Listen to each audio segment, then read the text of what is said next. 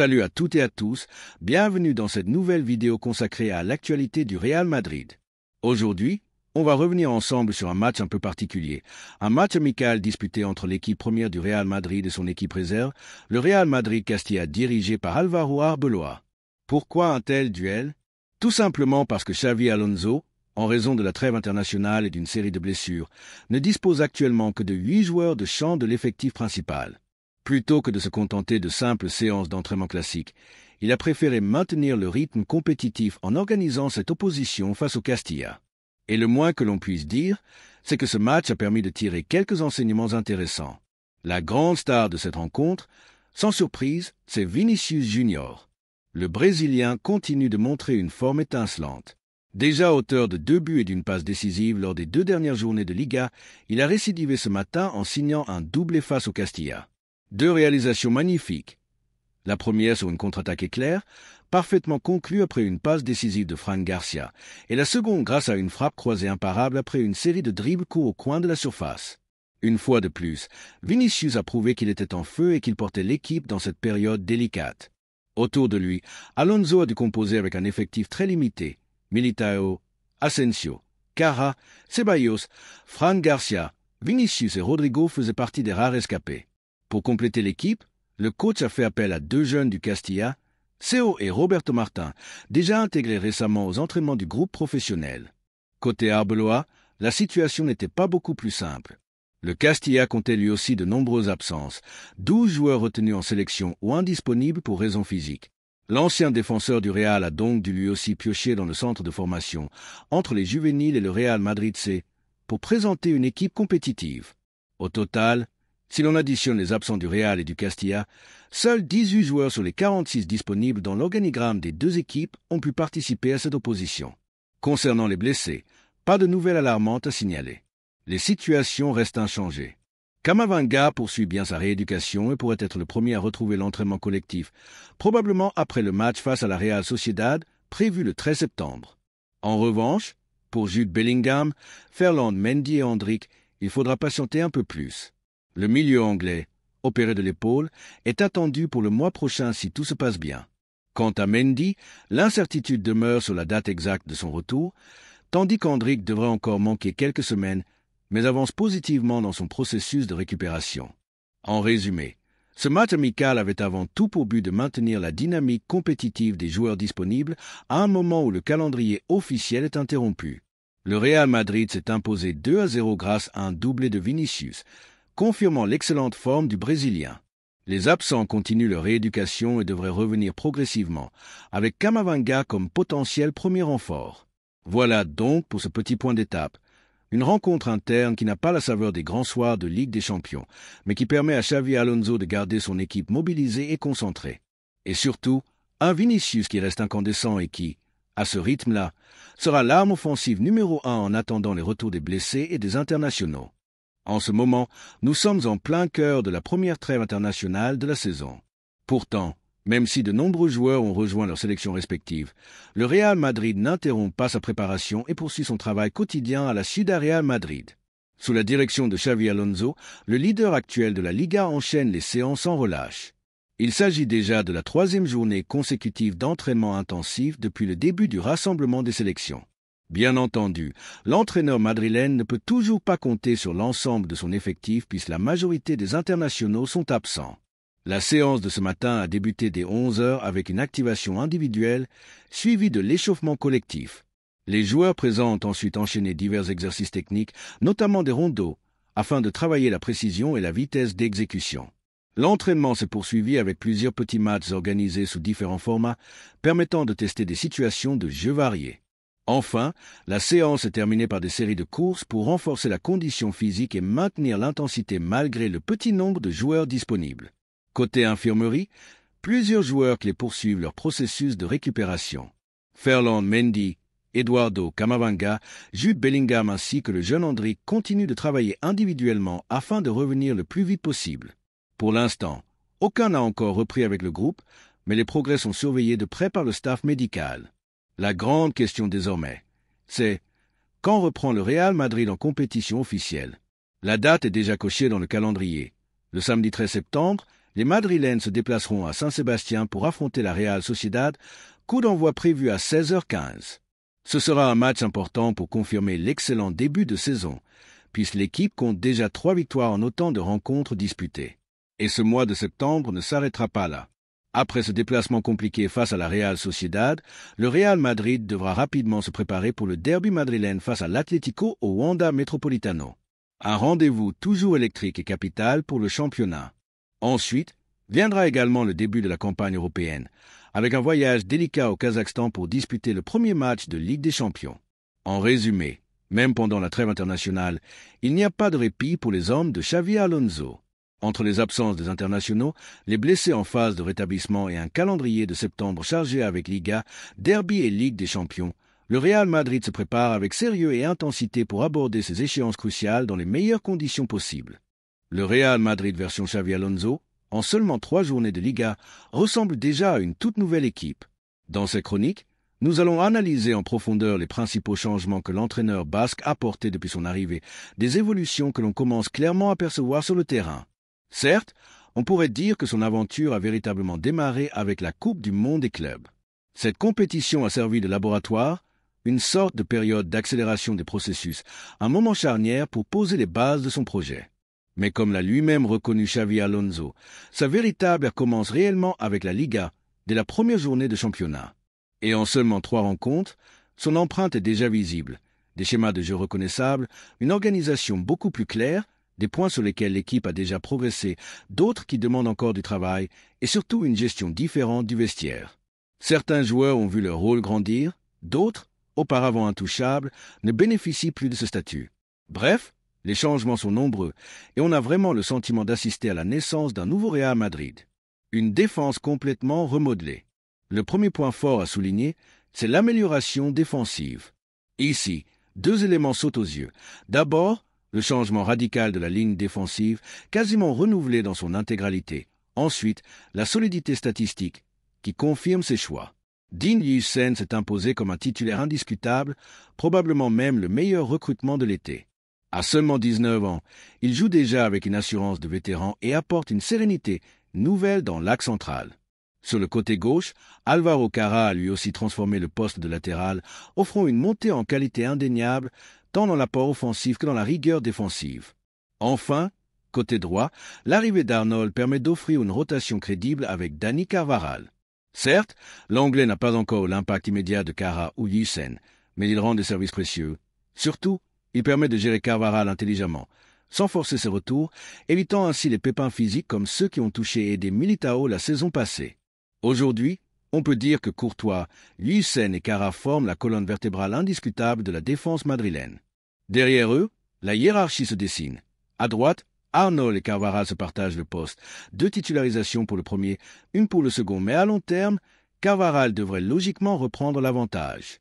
Dans l'axe, la lutte oppose Militao et Rudiger, 2 matchs pour le Brésilien, 1 pour l'Allemand. Là encore, Militao semble destiné à s'imposer, mais la gestion devra être prudente, les 2 joueurs ayant un passif de blessure. Et derrière, la hiérarchie est claire, Fran Garcia est désormais un remplaçant de second plan, sans la moindre minute jouée en Liga, contrairement au mondial des clubs où il avait dû assumer un rôle majeur.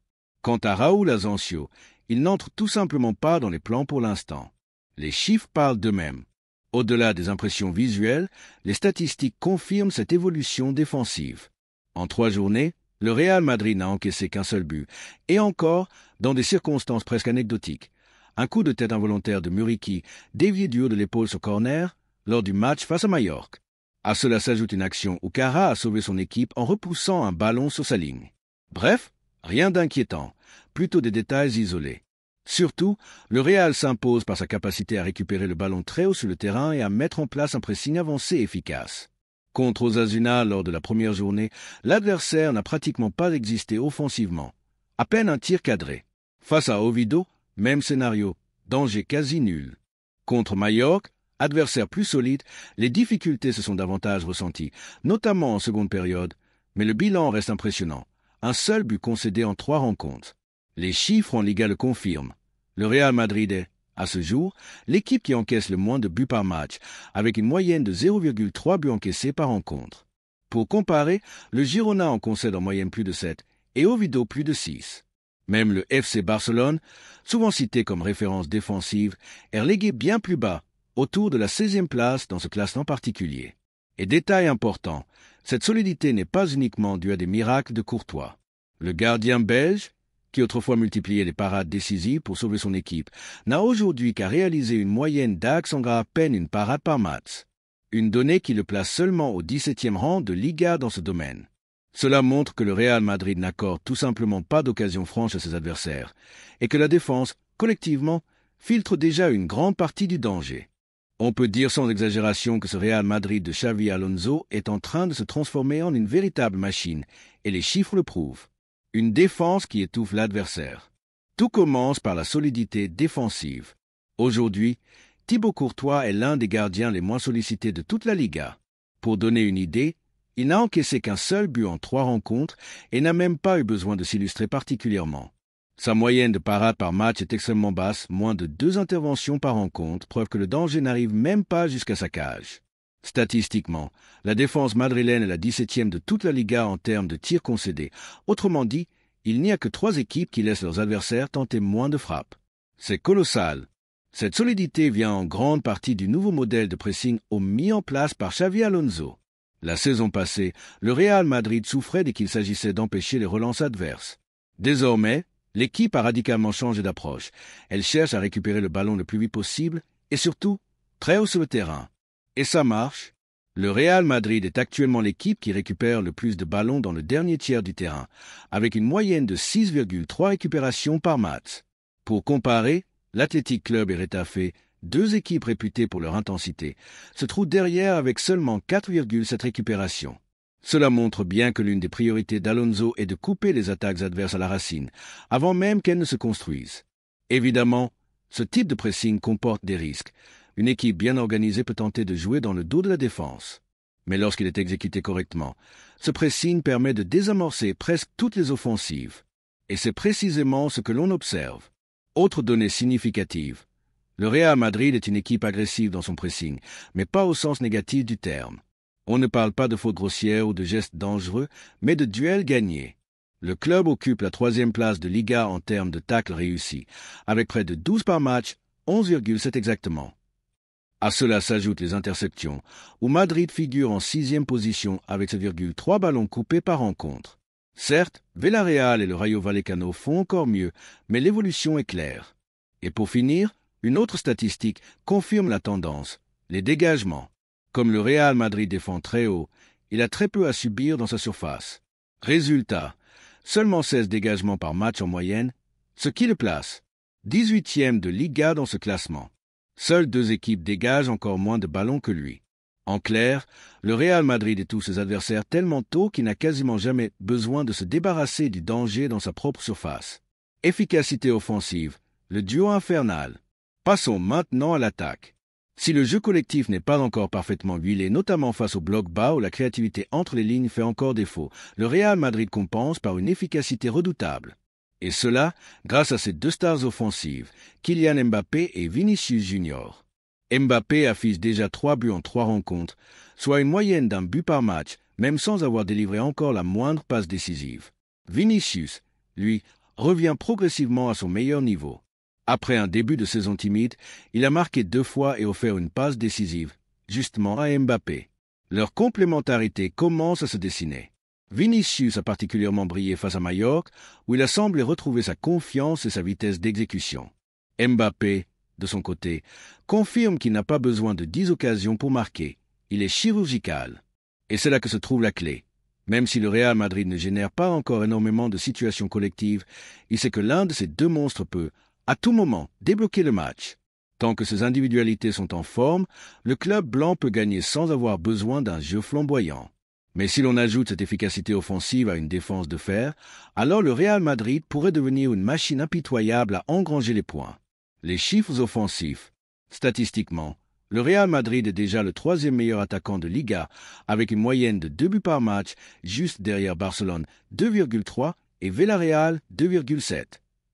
Attention toutefois, les chiffres du sous-marin jaune sont gonflés par une démonstration face à Girona, 5 buts inscrits.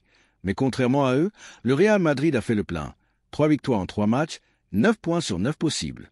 Barcelone et Villarreal, eux, ont déjà concédé un nul. Madrid est donc le plus efficace et le plus constant. En ce qui concerne la possession, le Real Madrid affiche un 64,6% de possession moyenne, ce qui en fait la deuxième équipe de Liga dans ce domaine, juste derrière le Barça. Mais là où la comparaison devient intéressante, c'est dans le nombre de passes. Le Real Madrid réalise en moyenne 594 passes par match, soit 72 de plus que le Barça, 522. Cela démontre que Madrid fait circuler davantage le ballon, même si ce n'est pas toujours de manière verticale. Souvent, il s'agit de séquences de conservation plus patientes, horizontales, afin de trouver l'ouverture. Barcelone, lui, avec un peu moins de passes, parvient à trouver plus facilement des espaces entre les lignes. Cela reste un axe de progression pour le Real Madrid, transformer cette possession abondante en occasions franches plus régulières. Mais même ainsi, l'équipe dégage une impression de solidité que le Barça, par exemple, n'a pas. Les Blaugrana ont déjà encaissé 3 buts lors de leurs 2 derniers matchs, face à Levante et au Rayo Vallecano, preuve que leur équilibre défensif est encore fragile. Le Real Madrid de Xavi Alonso continue de surprendre par sa manière d'aborder le jeu et par les évolutions tactiques que l'on peut déjà observer après seulement 3 journées de Liga. Si l'on se penche sur certains chiffres précis, on remarque des aspects très intéressants. Par exemple, en termes de passes longues, le Real Madrid n'occupe que la 9e position du championnat, avec une moyenne de 24 par match. Cela pourrait sembler modeste au premier abord, mais quand on analyse d'autres données, la situation change complètement. Ainsi, en termes de nombre de touches dans la surface adverse, le Real Madrid se place en 2e position, juste derrière le FC Barcelone qui compte 126 touches. Derrière lui, le Villarreal est très proche, avec seulement 3 touches de moins que le Real. Ce constat montre bien que, même si le Real doit encore progresser dans son jeu entre les lignes et sa capacité à pénétrer des défenses compactes, l'équipe est déjà très efficace pour se rapprocher de la zone de danger et créer des occasions. En ce qui concerne les tirs à but par match, le Real Madrid est en tête avec 7,3 tentatives, suivi de près par le Barça avec 7 et le Villarreal avec 6,7. Cela signifie que le Real est le plus actif offensivement de ces 3 équipes. Cependant, malgré ce nombre important de tirs, le nombre de buts marqués reste légèrement inférieur à ce que l'on pourrait attendre. La raison principale est que beaucoup de ces tentatives proviennent de l'extérieur de la surface, ce qui réduit les chances de conversion.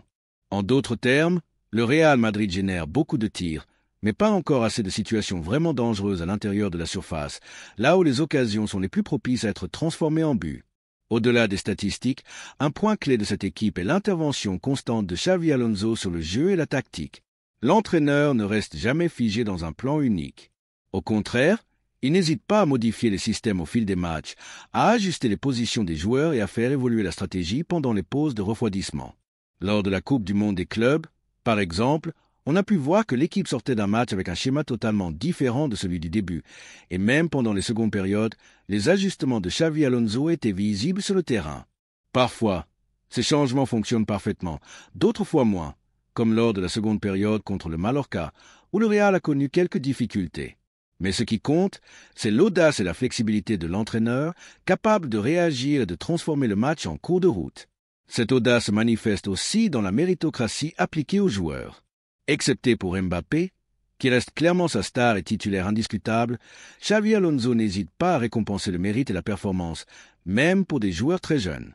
Le meilleur exemple est celui de Franco Mastantuono, un jeune joueur tout juste arrivé d'Argentine. Malgré son âge et sa récente intégration au club, il a déjà joué 151 minutes sur ses 3 premières journées. Il a été titulaire à 2 reprises et a disputé un match supplémentaire pour une 20aine de minutes.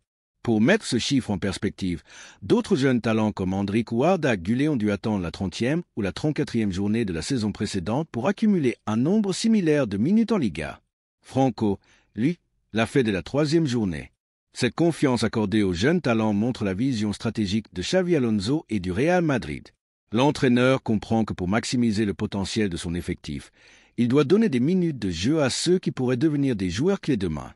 Même si aujourd'hui ils ne sont pas encore au niveau d'un titulaire régulier, cette approche leur permet de prendre de l'expérience, de se familiariser avec le rythme du club et d'être prêts pour les grandes échéances à venir. Par ailleurs, Xavi Alonso sait gérer les profils des joueurs en fonction de leur qualité et de leurs préférences. Brahim Diaz, par exemple, n'est pas considéré comme un joueur adapté pour certaines positions, et Rodrigo ne souhaite pas jouer sur l'aile droite. Cela ouvre une opportunité pour Franco, qui, malgré son manque d'expérience, se voit offrir du temps de jeu pour progresser. Xavi Alonso mise sur lui pour accumuler des minutes et être prêt lorsque la compétition deviendra plus exigeante. Enfin, si l'on se projette vers la fin de la saison, l'idée est claire. Franco Mastantuono pourrait dépasser les 1000 minutes de jeu bien avant la 34e journée, soit un volume d'expérience incomparable pour son âge. Comparé à Arda Güler, qui a dû attendre presque toute une saison pour atteindre ses 174 minutes, la trajectoire de Franco est impressionnante et prometteuse. Si Arda a montré qu'il pouvait performer lorsqu'il avait sa chance, on peut imaginer que Franco, avec plus de temps et de confiance, pourrait devenir un pilier du projet à long terme du Real Madrid. En résumé, cette équipe dirigée par Xavi Alonso combine audace, efficacité et vision sur le long terme. La gestion des jeunes, l'intervention tactique pendant les matchs et la volonté d'exploiter les talents individuels, tout en maintenant une solidité défensive et offensive, font du Real Madrid une équipe en pleine évolution, avec un potentiel énorme pour les mois à venir. La saison ne fait que commencer, mais les prémices sont plus qu'encourageantes. N'oubliez pas de liker et de commenter. C'est vraiment essentiel pour que YouTube reconnaisse l'interaction et puisse recommander la vidéo à un plus large public. Et si ce n'est pas encore fait, abonnez-vous à la chaîne pour ne rien manquer des prochaines analyses et vidéos. On se retrouve très bientôt pour un nouveau contenu. Alors likez, commentez, abonnez-vous et à très vite. Au revoir